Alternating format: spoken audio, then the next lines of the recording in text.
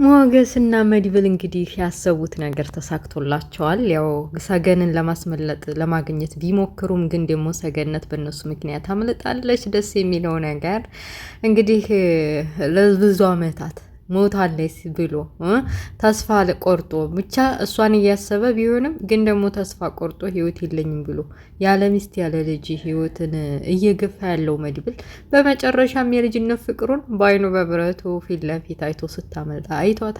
ደስ ብሎታል። ከአክሊሉ ጋር ቢጋፈጥም ግን አልቆጨውም።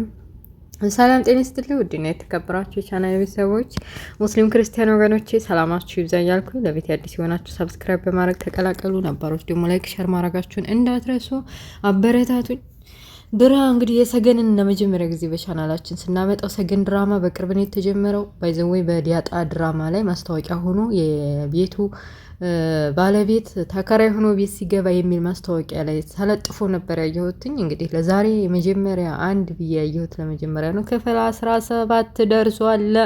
ቆንጆ አክሽን ያለው ሚንቢሲ አክሽን የምታዩ ሰዎችም ደግሞ የምፈልጉ ይሄ ፊልም ከሱ ጋር ትንሽ ይመሳሰላል። የሆነ ቡጢ ነገር ምናምን አለው እና ደስ ይላል። እኔ አክሽን ፊልም ያው እንግዲህ ሱሴ ነው፣ በጣም ወዳለሁ ባይዘዌ እና የሰገን ድራማ ይዘንላችሁ መተናል። ደላላው እንግዲህ ከሰገን ድራማ ከዲያጣ ከምሳሌ ድራማ ጋር ጀርባ ከበስተጀርባ ጎን ለጎን ሆነው የሚሰሩ ሰገንና ዲያጣ ድራማ ላይ የሚሰሩ ተዋናዮች በከፊል ወደ ሰገን ድራማ መጥተዋል። እነ ሞገስ ሚስት እንደገና ደላላው ከነ ሚስቱ ከነ ልጁ መጥተዋል።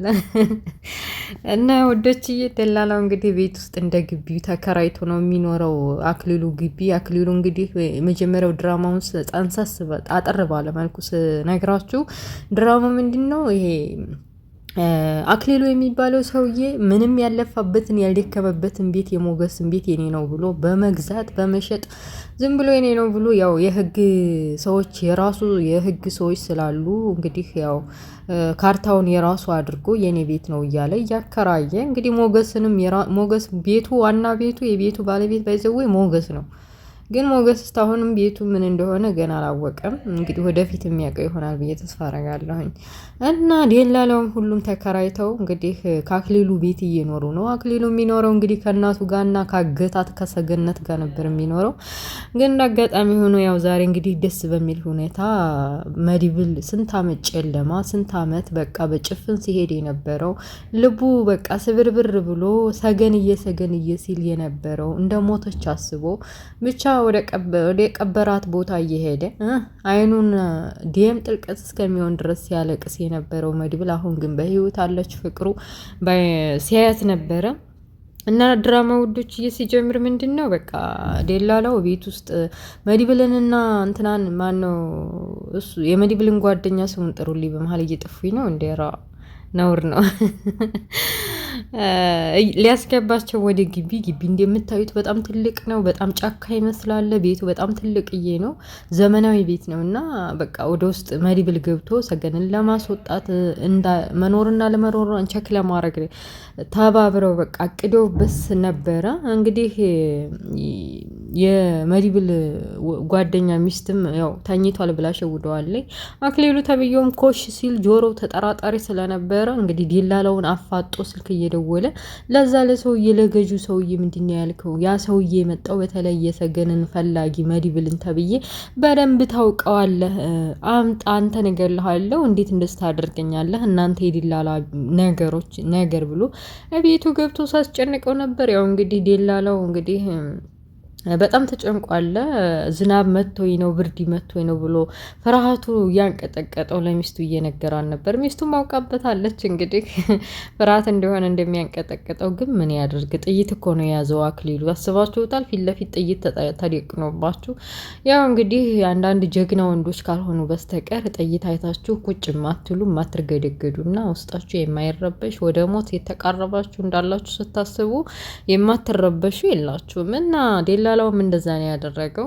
እንግዲህ ቤታቸው ገብቶ በመጨረሻ በቃ ዲያጣንም እንደገና መድብልንም ለመያዝ እንዲተባበረው ሲያስጨንቀው ነበር። እናንተ በዚህ በ3 ቀን በ2 ቀን ውስጥ ለ1 ወር ጊዜ ሰጥቻችኋለሁ ቤቴን ለቃችሁ እንዲወጡልኝ ብሎ ደላላውንም ሲጠይቀው ነበረ። ደላላውም እንኳን ብለኸኝ ነው እንዴ እኔም ራሱ ለመውጣት እያቀርኩ ነበረ ተፈለክ እንደውም ከዚህ በኋላ ሳልኖርበት ግን ጨምሬ ቤት ኪራይ ከፍዬ እወጣልሃለሁ መውጣት ነው የምፈልገው ብሎ እንግዲህ ያው የቤት ያፈራውን ምግብ ብላ ሲሉት ራሱ ከሽሮ ውጭ ሌላ ምን ታውቃላችሁ የዲሃ ብርቁ ምኑ እያለ ነበረ ሲቀልድባቸው ሙዲ ሲይዝባቸው ነበር። እንግዲህ በዲህነት ቤታቸው እነሱ ባልና ሚስት ፏ ብትን ብለው በፍቅር በደስታ ሽሮም ይሁን እየበሉ ደስተኛ ሆነው እየኖሩ ነው። ምን አገባው እሱ? ቆይ እሱም እኮ ሲጀመር ያንን ቤት የራሱ አይደለም የሞገስ እንጂ ይሄ ዋጥኝ ማለት ነው የዋጠውና ወደዛ እና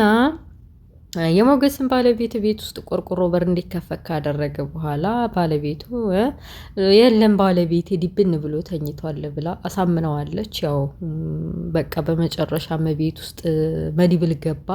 እንደማንም ብለው አቻክሎ ግቢውን ሁለት ሆነው ካወናጨፉት ያኔ ሀሳቡን ወዲያ ወዲህ እንዲል ካደረጉት በኋላ አክሊሉን ሸውደው እንግዲህ መድብል ቤት ከገባ በኋላ ማንን ያገኘው?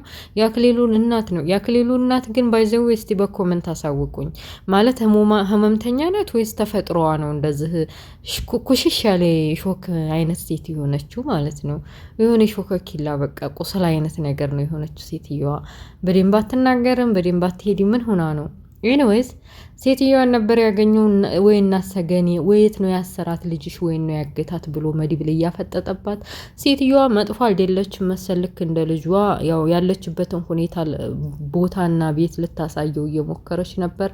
ደም ግፊትና ስኳር ሳይኖርባት አይቀርም በጮህባት ቁጥር ፍንግል እያለች ነበር። እንደ ቶፋ ንፍሮ እንደ ተጣደበት ቶፋ እና ለማንኛውም ቢፈልጋት በቃ መድብል ተቃጥሏል። ታውቃላችሁ ለዘመናት ሞታለይ ብላችሁ የምታስቡ ፍቅረኛችሁ ያውም የመጀመሪያ ፍቅር አስባችሁታል? ወንድ ልጅ የመጀመሪያውን ፍቅር በህይወቱ ከቻለ ቢያገኝና ህይወቱን አብሮ ቢቀጥል ደስ ባለው፣ ካልቻለ ደግሞ ያው አይችልም ማለት ነው። እና መድብል የመጀመሪያ ፍቅሩ እንግዲህ ወይ ደረሽብኝ የመጀመሪያ ደክሞኛል እባክሽን ብቅ በይልኝ እኔ አንቺን እየፈለግኩ ነው ወይነሽ ብሎ ሲጠራት በመጨረሻም እንግዲህ አንድ ክላስ ዝግ ነበረ። ድምጿን አፍኗት አለ። እጇ ወደ ኋላ ታስሯል። የሰገን ማለት ነው። ሰገነት አልኩ እንዴ? ሰገን እና እንደማንም ብላ ተንፈራፍራ ድምጽ ስታሰማው እሱም ቶሎ ብሎ ወደ ባልቴቷ ሄዶ ቁልፍ ተቀብሎ ቶሎ ከፍቶላስ ሲመጣ እንዲያጋጣሚው አክሊሉ ከኋላ ሲመጣ ነበር። እንግዲህ አንተ ቤት ውስጥ ድጋሜ ገብተህ ልጅቷን ከምታስራት እኔ እታገላለሁ ብሎ መድብል ወደ በሩ ኋላ ሆኖ ወንድነቱን የጀግና ዘር የሚባለው ለዚህ ነው። አያችሁ ጥበብን ተጠቅመው በጥበብ የሚያሸንፉ ሰዎች ጀግናዎች ናቸው። እና መድብል በቃ አክሊሉ በጥይቱ ነው በቃ ግርማ ሞገስ አለኝ ብሎ የሚያስበው እና ያን ጥይቱንም አስጥሎ ደፍቆ ትቶት በመጨረሻም ሰገን ወታ እናትየዋም ሲንጫጩ ምንድን ነው ብላ ወታ ነበር። የአክሊሉ እናት ሰገንም ፊት ለፊቷ ስታያት አላስቻላትም። አፏን ያፈናትን ፈታ፣ እጇ ወደ ኋላ የታሰረውን ነገር ፈታ እንዲታመልጥ ፈቅድ ያላት። ልጅቷም ሰገን አመሰግናለሁ እኔ ደህና ሁኒ ብላ ተሰናብታት እየሮጠች አምልጣለች። አክሊሉና መድብል እንግዲህ ቦክስ እየተጋጠሙ ነበረ። ማን ያሸንፍ የማን አባገዴ ሊግባ እያሉ አንዱ ከታች ይሆናል፣ አንዱ ከላይ፣ አንዱ ከታች እየተፈራረቁ አፍንጫቸውን እስከሚበቃቸው ድረስ ቦክስ ከጠገቡ በኋላ በመጨረሻ መድብል አሸንፎ ያው እንግዲህ አክሊልን ዘርሮት ለመሮጥ ሲታገል እግሩንም ለመያዝ ሞክሮ ነበር። አክሊሉ ተብየው ግን አልተሳካለትም። እናቴ በእግሩ ያንን ቦርጫም የመሰለው ሆዱን አፍርጦለት ሄዷል።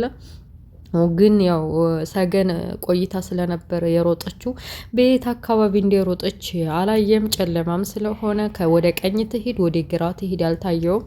ብቻ እግሩ ወዲያ መራው እየሮጠ ሄዷል። በመጨረሻ ሞገስም እንግዲህ አሁን አክሊሉ ያሰበው ያው እንትናንም መድብልን ያሯሯጠ ነው የመሰለው መጀመሪያ እሱ ስላ እንትን ሞገስ ነው። በመጨረሻ ሞገስ እንደማንም ብሎ ቤቱን ዙሮ ከግቢው ውጭ አለመኖሩን ካረጋገጠ በኋላ ወደ ቤቱ ተመልሶ ከሚስቱ ጋር እንዴት እንደሆነና አክሊሉ እንዴት እንዳመሸ ጠየቀሽ ወይ በር ቆርቁሮ ነበር ወይ ብሎ ከጠየቀ በኋላ እሷም ያለውን ነገር አስረዳችው።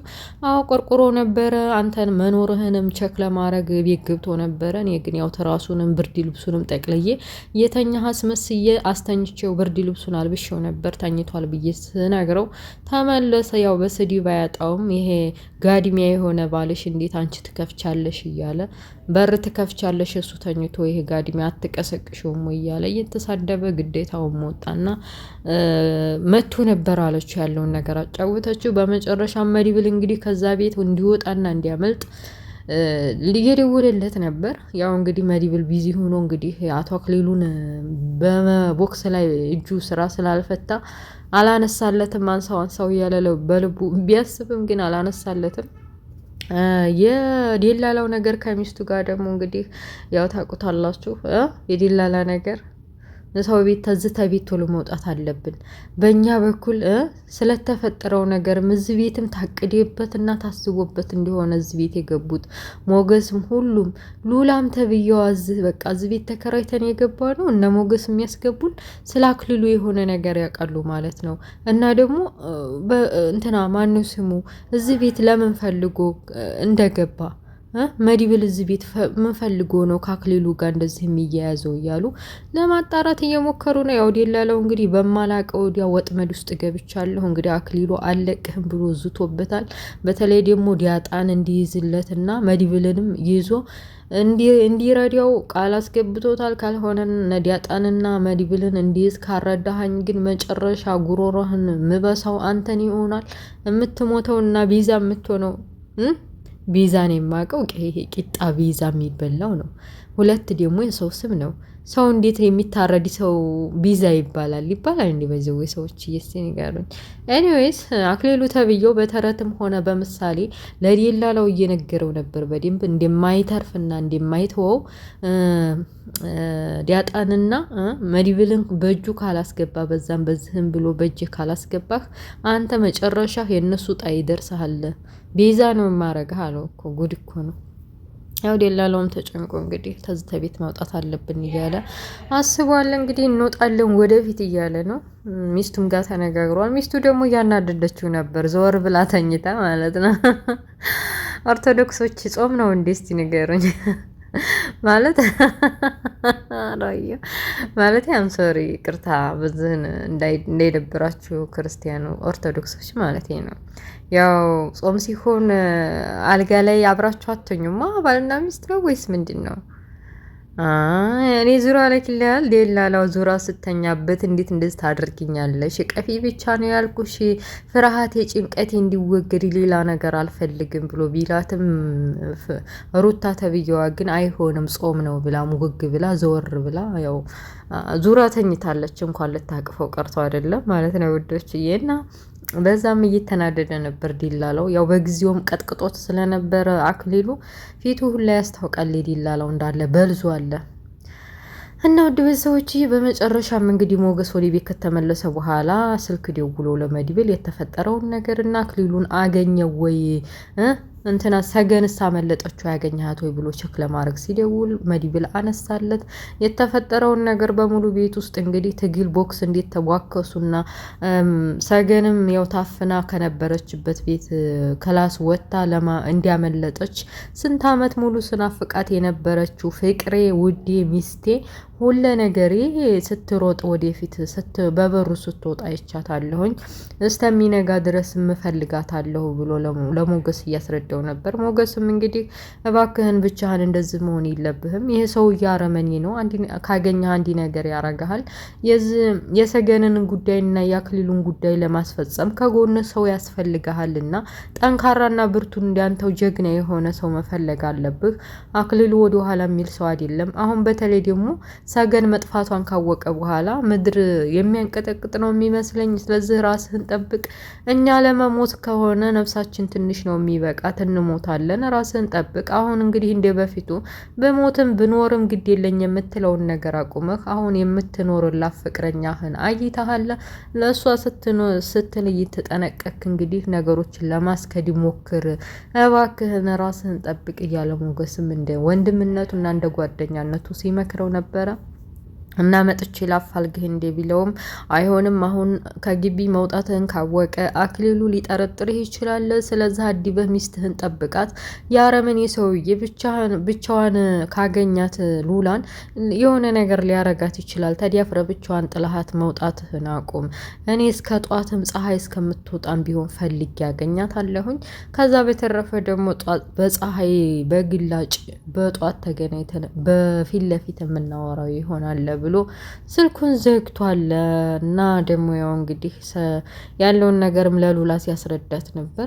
ያው እንግዲህ አይዞሽ ብሎ ሚስቱን ካስተኛ በኋላ ሞገስም ግቢው ምን እንደሚመስል ቃኝን ለማድረግ እና ምናልባት ደግሞ ግቢ ውስጥ እንደው ተሸጉጣ የሆነ እንደ ወዲያ አትክልቱ ቦታ ግቢው በጣም ያምራል፣ አትክልት ነው፣ ጫካ ነው እና ወደዛ ተሸጉጣ ተደብቃ ሊሆን ይችላል ሰገን ብሎ ለመውጣት ሲሞክር አክሊሉም ከኋላው ደፍጦ ወዴት እንደሚሄድ እየተከታተለው ድራማ ያልቃል። ውድ ቤተሰቦችዬ ያው እንግዲህ ሰገን አምልጣለች። ደስ የሚለው ነገር እዚህ ላይ በዘው ያስረዱኝ። እናትየዋ ምንድነው አህላቋ ማለት ምንድነው ሁኔታዋ ማለት እንደዚህ ኩስስ ያለችበት ምንድነው? ታማሚ ናት ወይ ለድራማው ማለት ነው ወይስ አእምሮ በሽተኛ ናት? ምንድነው ነገሩ አልገባኝም።